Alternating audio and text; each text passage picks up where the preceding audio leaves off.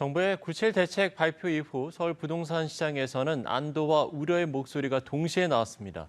규제 지역 확대 가능성에 긴장감이 감도는 지역도 있습니다. 곽준영 기자가 현장을 둘러봤습니다. 이재명 정부의 첫 종합 공급 대책을 부동산 시장은 숨죽이며 지켜봤습니다. 135만 호 물량 투입과 함께 대출을 더 옥죄는 카드도 나왔지만 서울, 강남 등 규제 지역은 일단 차분한 분위기입니다. 627 규제로 이미 대출 한도가 6억 원이라 집값이 15억 원을 넘기면 주택담보대출 LTV 40% 규제로 인한 변화는 없기 때문입니다.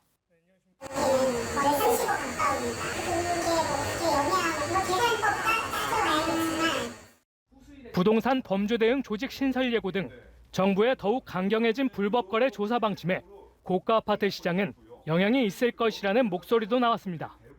증여라든가 자금 출처에 대한 부분들을 가장 걱정을 했었는데 30억 초고가 아파트에 대한 전수조사 등 그런 것들을 많이 이야기를 함으로 인해 가지고 위축이 되는 그런 측면이 있습니다. 비규제 지역 부동산 시장은 일단 이번에도 여러 규제를 피했습니다. 그럼에도 집값 과열 조짐이 있는 마포와 성동구는 긴장의 연속입니다. 묶일 수도 있는데 다행인 거죠. 강남 같은 경우도 토지에 묶여가지고 한동안 거래하기가 쉽지 않은 상황. 정부는 토어구역 지정권자를 국토부 장관으로 확대하기로 하는 등 언제든 강력 규제 카드를 더 쓸 수 있다는 점을 분명히 했습니다. 마포, 성동 이런 부분까지 규제 지역을 포함해서 추가로 지정할 것이냐 이런 검토가 또 이루어질 거로 예상이 들고 세금 부분까지도 추가 검토를 해서 정책이 한 번 더 연말까지는 나오지 않겠나 예상. 정부가 이번에 대책 발표와 함께 규제 확대 가능성을 시사한 만큼 서울 부동산 시장 관망세는 당분간 지속될 것이라는 전망이 나옵니다. 연암스TV 곽준영입니다. 네, 뉴스이시 주목하는 인물을 만나봅니다. 9월임의 인터뷰, 오늘은 대한민국에서 가장 핫한 분야인 부동산 전문가를 모셨습니다. 애널리스트 그리고 건설업계에서 활동을 하다가 지금은 리서치 회사 광순의 복덕방을 운영하고 있는 분입니다. 어제 발표된 이재명 정부의 부동산 공급 대책에 대한 평가도 함께 들어보겠습니다. 대표님 어서 오세요. 안녕하세요. 네. 광순의 복덕방이라는 유명한 리서치 회사를 운영하고 계신데 어떤 곳인지 먼저 궁금하고 그리고 이제 애널리스트로 이제 오랫동안 활동을 하시다가 이렇게 부동산 관련 리서치 법인을 만들게 되신 계기가 좀 궁금합니다. 광순의 복덕방은 많은 분들이 중개업을 하는 곳으로 알고 계신데요. 네, 복덕방이니까요. 네. 부동산 중개업을 하진 않고요. 한국의 부동산 시장을 중심으로 해서 자산 시장을 리서치하는 곳입니다. 그래서 제가 이런 독립 리서치를 만든 이유는 두 가지 이유가 있는데요. 첫 번째는 부동산 시장이 굉장히 중요한데 이렇게 이해관계가 없는 리서치를 하는 단체가 없더라고요. 곳이 없더라고요. 그래서 예를 들면 뭐 건설사가 만든 연구원에서 한국의 부동산을 리서치한다든지 그러다 보니까 이해관계가 있다는 거죠. 그런 차원에서 제가 독립적인 리서치를 한번 해볼 수 있는 그런 곳을 만들고 싶다라는 차원에서 만들었고요. 두 번째는 대부분 부동산을 전망하고 분석할 때 쉽게 말해서 자산이 있으신 분들을 위한 리서치가 많아요. 그게 돈이 되니까. 근데 저는 중서민과 그리고 무주택자를 위한 리서치를 한번 해보고 싶었습니다. 그런 차원에서 저는 이렇게 독립적인 리서치를 통해서 특히 집이 없으시거나 아니면 이래서 중서민들, 특히 제가 언제 좀 충격을 받았냐면 전세 사기 문제가 사회적으로 확대가 되는 걸 보면서 많은 분들이 이 부동산 문제에 대해서 좀 아실 필요가 있다라는 생각을 많이 했습니다. 알겠습니다. 혈안 관련 질문을 먼저 드려볼게요. 마침 어제였습니다. 이재명 정부의 주택 공급 대책이 발표가 됐어요. 수도권 공급을 대폭 늘리겠다. 그리고 시점도 좀 앞당기겠다. 이런 내용이었는데 뭐 효과가 좀 있을 거라고 보십니까? 일단 내용을 살펴보면 5년간 135만 호 정도의 주택 공급을 하겠다는 건데요. 항상 있었던 주택 공급하고 약간 다른 점이 뭐냐면 과거의 주택 공급은 민간 중심의 공급이었다면 이번에 공공이 적극적으로 나서서 주체가 돼서 공급을 하겠다는 정책이거든요. 그렇죠. 그래서 저는 과거보다는 실효성 차원에서는 공급의 효과가 장기적으로 분명히 나타날 가능성이 있다는 판단입니다. 그런데 이 정책 때문에 단기적으로 뭐 집값이 크게 하락하거나 시장이 안정되는 걸 기대하는 건 조금 빠르지 않느냐 그런 판단을 하고 있습니다. 조금 장기적으로 지켜봐야 할 정책이고 그리고 이제 민간보다는 공공 분야에서 좀 네. 방점을 찍으셨는데 이번 대책에 사실 세금 카드 꺼낼지도 관심사였습니다만 이번에는 포함이 되지 않았습니다. 이재명 대통령은 뭐 세금으로 집값을 잡지는 않겠다라고 꾸준히 밝히고 있지만 세제 개편 없이는 좀 집값을 잡기는 좀 어렵다라는 의견도 적지 않아요. 이런 세금 정책에 대해서는 어떤 방향으로 나아가야 한다고 보세요? 일단 정부에서 갖고 있는 방향성은 주택시장을 봐가면서 쉽게 말해서 주택시장이 어떻게 움직이는가에 따라서 세금 정책을 쓰겠다라는 방향성을 갖고 있는데요. 제 생각은 이제 정책은 좀 선행적일 필요가 있어 보입니다. 예. 그래서 지금은 경제가 굉장히 어렵기 때문에 금리도 낮춰야 되고 시장의 유동성이 확대돼야 되는데 그렇게 되면 부동산이 또 출렁거릴 수 있거든요. 그런 차원에서 이런 세금 정책이 이렇게 시장을 봐가면서 나오는 정책 방향이 아니라 좀 선제적일 필요가 있다는 게 저의 어떤 생각입니다. 알겠습니다. 그리고 또 많은 지금 시청자분들이 관심을 가지는 부분이 수도권, 서울 집값이 앞으로 어떻게 될 것인가 이제 새 정부도 출범을 했는데 앞으로 어떤 흐름으로 나아갈 것인지 많은 분들이 관심을 가지실 것 같아요. 먼저 6.27 대출 규제 이후에는 좀 제동이 걸렸었지만 상승폭은 다시 확대가 됐다라는 분석과 그런 전망 기사들이 많은데 앞으로 좀 어떻게 될 거라고 전망하세요? 상승폭이 확대됐다는 건 이제 워딩으로만 보면 다시 집값이 오르는 것처럼 느껴지는데요. 맞아요. 사실 그렇진 네. 않습니다. 그렇군요. 그래서 예를 들어서 몇 퍼센트, 뭐 0몇 퍼센트 조금 반등하는 차원이고요. 더 중요한 건 뭐냐면 거래가 줄고 있어요. 그런 차원에서는 지금 한국의 부동산 시장에 수요가 확실히 줄고 있다. 그래서 이런 상황이 지속되면 분명히 집값은 안정될 가능성이 높고 이런 차원에서 정책의 효과까지도 가미가 되면 조금 더 빠른 속도로 가격 안정세가 나타날 가능성이 높다는 게 저희 판단입니다. 가격이 좀 장기적으로 봤을 때 안정세로 접어들 것이다라는 전망이신데 이런 부동산 대책이 나오면 많은 분들이 나누는 이야기가 그럼 집을 뭐 사야 되나 지금 아니면 팔아야 되나 그리고 사실 대표님도 그런 질문을 많이 받으실 것 같기는 해요. 이게 참 한 단어로 좀 설명하기가 어려운 질문이긴 한데 어떻게 생각하세요? 어떤 점을 가장 고려를 해야 돼요?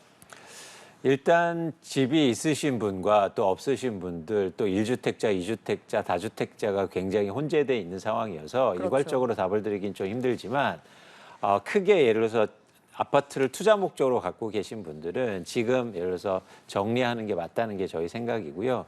또 무주택자분들은 지금은 시장의 불확실성이 크기 때문에 무리해서 대출받아서 내 집 마련하기보다도 말씀드린 것처럼 이렇게 정부의 공급 대책과 그런 공공주택 분양이라든가 청약시장에서 적극적으로 참여하시고 무리하게 빚을 일으켜서 집을 사는 그런 시장은 아니라는 판단입니다. 알겠습니다. 그리고 또 결혼할 자녀를 둔 분들이나 아니면 결혼을 앞둔 분들 내 집 마련할 수 있을까? 더 쉬워질까? 어려워질까? 이런 부분에 대한 고민도 많을 것 같습니다. 그런데 이번에 뭐 주택 공급을 일단은 확대하겠다. 그러면은 청년층들도 내 집 마련을 할 수 있는 기회가 더 많아지겠다라고 볼 수 있을지 아니면 뭐 그 반대 상황도 벌어질 수 있을지 어떻게 생각을 하십니까? 과거와 공급이 다른 점을 말씀드린 것처럼 공공이 주도하다 보니까 상대적으로 민간이 공급하는 것보다 분양가가 낮을 가능성이 높단 말이죠. 네. 그렇게 되면 청년이라든가 무주택자분들이 조금 더 낮은 분양가에 분양받을 수 있는 확률이 높아지기 때문에 이런 공공주택이라든가 향후의 분양 아파트를 좀 관심 있게 보실 필요가 있고요. 말씀드린 것처럼 너무 무리해서 지금 대출을 일으키고 그래야 집을 살 수 있는데 조금 더 기다려볼 필요가 있다는 게 저희 판단입니다. 알겠습니다. 그리고 또 이제 청년들도 사실 요새는 내 집 마련, 부동산 분야에 대해서 이전과는 달리 굉장히 많은 관심을 갖고 있는 분들이 많아요. 많이 들어보셨겠지만 불인이라고 스스로 부르면서 임장을 다니기도 하고 또 뭐 여러 명에서 임장을 다니는 뭐 임장 크루 같은 게 주목을 받기도 했는데 조금 전에 이제 무리해서 빚을 내면 안 된다라고 하셨지만 최근 몇 년 전만 해도 영끌족이라는 사람들이 주목을 받기도 했는데 이 청년들에게 부동산과 관련해서 뭐 투자 혹은 실거주 목적으로 부동산을 좀 어떻게 바라봐야 할까 조언해주고 싶으신 점이 있다면요? 이렇게 자산시장에 흥미로운 지점이 있는데요. 자기가 경험한 걸 기반으로 해서 그게 모든 것인 것처럼 행동합니다. 그러니까 무슨 얘기냐면 지금 30, 40대의 특히 젊은 세대 분들은 계속 가격이 오르는 시장만 경험했다는 거예요. 그러다 보니까 한국의 집값은 절대 안 빠져. 하락은 없어. 이렇게 생각하시는 분들이 많아서 대출을 많이 일으켜고 무리하게 이제 집을 사는 경우가 많은데 조금 더 길게 스펙트럼이나 사이클을 보면 부동산 가격도 반드시 하락하는 구간이 나오고요. 그렇군요. 그리고 과거에도 그런 경험이 있기 때문에 이렇게 좀 길게 보시고 또 긴 호흡으로 보실 필요가 있다는 게 저희 생각입니다. 평균적으로 한 집을 사면 거주하는 기간이 7년 이상 거주해야 되거든요. 네. 그래서 근데 저희가 지금 너무 급해요. 갑자기 한 달 만에 뭐 집값이 오르는 거 아닌가 이런 급한 마음으로 집을 사다 보면 좀 낭패일 수 있기 때문에 말씀드린 것처럼 뭐 지방이라든가 이런 지역을 보면 굉장히 심각한 경우도 많다. 그래서 그런 차원에서는 조금 지금은 유의하고 조심할 필요가 있다는 게 저희 생각입니다. 특히 이제 청년층은 자산 투자에 대해서도 관심이 굉장히 많기 때문에 한 번 집을 산 다음에 뭐 2, 3년 살다가 소위 갈아타기라고 하잖아요. 이렇게 급지를 올려서 갈아타기를 한다. 이런 걸 이제 공유하고 시도하시는 분들도 많은데 평균 7년이라고 하면은 7년은 살아야 한다. 라는 말씀이신 거예요? 아니면 상황에 따라서 다른 걸까요? 그러니까 통계적으로 7년 이상의 한 집에 거주한다는 말씀을 드린 거고요. 평균적으로. 그러니까 예. 말씀하신 것처럼 투자로 이제 사면 막 갈아타기도 하는데 그건 가격이 오를 때만 유효한 전략입니다. 만약에 가격이 빠지면요. 팔지도 못하고 계속 이자만 내면서 굉장히 힘든 상황이 될 수도 있거든요. 그렇기 때문에 여러분들이 항상 미래는 어떤 일이 벌어질지 저희가 모르지 않습니까? 예. 그래서 최대한 불확성을 줄이고 안전한 그런 투자와 내 집 마련을 하셨으면 좋겠다는 생각입니다. 갈아타기가 정답인 것은 아니다라는. 그거는 가격이 항상 오를 때만. 오를 때만. 알겠습니다. 그리고 또 이번 그 정부 대책을 다시 말씀을 드려보면 뭐 임대사업자 규제 같은 부분을 보면 사실상 다주택자들에 대한 규제를 강화한 거다라는 해석이 많거든요. 이 부분에 대해서는 좀 적절한 거였다고 보시는지 아니면 좀 역효과가 우려되는 부분은 없으신지요? 그러니까 다주택자가 증가하면서 한국의 집값, 특히 수도권을 중심으로 해서 아파트 가격을 크게 상승시킨 또 원인이 있거든요. 그리고 또 다주택자가 매물을 시장에 내놓지 않다 보니까 집값 상승의 원인이 되니까 다주택자에 대한 적절한 규제라든지 어떤 정책 방향이 반드시 필요한 상황이라고 보고 있고요.